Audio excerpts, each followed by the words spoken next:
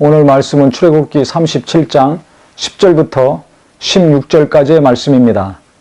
그가 또 조각목으로 상을 만들었으니 길이가 2규빗, 너비가 1규빗, 높이가 1규빗 반이며, 이제 성소에 있는 기구들을 만들기 시작을 했습니다. 첫 번째는 상, 즉 떡상입니다. 동쪽을 기준으로 해서 입구가 있고, 그 다음에 이 떡상은 북쪽에 만들었습니다. 성소에서 북쪽에 떡상을 만들었는데 그 길이가 2규빗, 자 1m 되는 거죠. 그 다음에 너비가 1규빗, 높이가 1규빗 반이라고 그랬습니다. 그러니까 넓이가 1규빗이니까 한 50cm 정도 되고 높이는 1규빗 반, 75cm 정도 됩니다.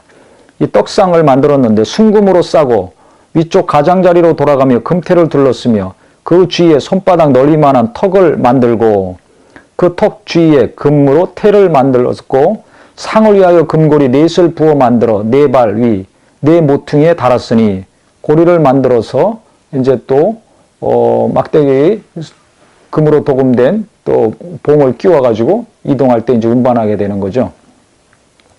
그 고리가 턱 곁에 있어서 상을 매는 채를 괴게 하였으며 또 조각목으로 상멜 채를 만들어 금으로 쌌으며 상 위의 기구 곧 대접과 숟가락과 잔과 따르는 병을 순금으로 만들었더라.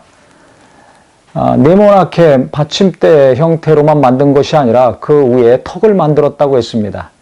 그 다음에 대접, 숟가락, 잔과 따르는 병을 또 순금으로 만들었습니다. 지성소에 있는 궤도 순금으로 만들었고 성소에 있는 이제 기구들도 다 금으로 만들게 됩니다. 그런데 이 떡은 이 대접이 있고 대접 2개 위에 각각 6개씩 떡을 이제 올려놓게 됩니다. 그것은 12지파를 의미하죠. 이 땅의 그리스도인들, 교회를 의미하기도 합니다. 대접이 있고 그 위에 또 12절에 보면 손바닥 넓이만한 턱을 만들어 그 턱 주위에 금으로 테를 만들었고 했습니다. 턱이 받쳐주고 있고 또 대접 위에 그 떡이 올려져 있습니다. 하나님이 보호해 주시고 받쳐주시고 지켜주신다는 것을 의미하는 겁니다. 이스라엘 12지파만이 아니라 앞으로 예수 믿고 구원받을 하나님의 자녀들, 하나님이 떠받들어 주시고 교회와 성도들을 지켜주신다는 의미죠. 근데 이 떡은 안식일마다 제사장들이 교체를 했습니다. 그 다음에 제사장들이 음식으로 먹었습니다.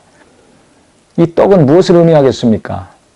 바로 예수 그리스도를 의미합니다. 요한복음 6장 35절에 보면 예수께서 이르시되 나는 생명의 떡이니 내게 오는 자는 결코 줄이지 아니할 터이요 나를 믿는 자는 영원히 목마르지 아니하리라 했습니다. 즉 예수께서 이 땅에 오셔서 우리에게 육체의 양식이 아니라 영혼의 생명을 주는 놀라운 일을 하신다는 것을 예표하고 있는 것입니다. 그런데 여기 보면 잔이 있고 또 병이 있습니다. 숟가락이 있습니다.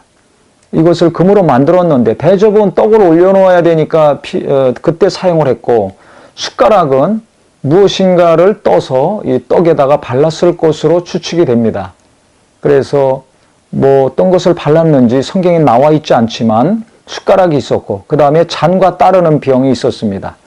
그래서 떡만 놓은 것이 아니라 이 병에 무엇인가가 있어서 잔에 따라서 떡과 같이 이 상에다가 올려놨다는 걸 알 수 있죠.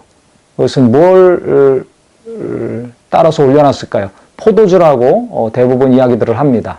즉 떡은 곡물입니다. 이스라엘 백성들이 추수해서 수확한 것으로 떡을 만들어서 떡상에다가 올려놓고 그 다음에 포도주를 수확해서 병에다가 포도주를 만들어서 모아놨다가 잔에 따라서 떡과 같이 놓은 거죠.